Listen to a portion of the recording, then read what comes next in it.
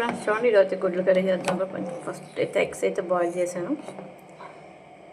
First అయితే మనం oil వేసేసుకోవచ్చు. ప్యాన్లో ఆయిల్ వేసేసి ఇంకా ఎగ్స్, టమాటాలు, పచ్చిమిర్చి, ఉల్లిపాయలు మొత్తం అని పోసేసుకొని ప్లేట్లో వేసుకున్నాను.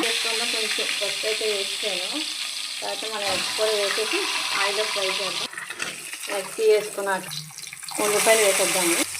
ఉల్లిపాయలు, పచ్చిమిర్చి వేసేసుకో. ఉల్లిపాయలు మగ్గడానికి కొంచెం సాల్ట్ వేసుకుందాం ఫ్రెండ్స్. ముఖ్యంగా ఏంటంటే మనకి ఈ రోజు నుంచి 4వ తారీఖు నుంచి మనకి జాయ్ లుకాస్లో డైమండ్స్ మంచి ఆఫర్లు ఉన్నాయి. ఎగ్జిబిషన్ జరుగుతుంది మన కాకినాడలోని బ్రాంచ్.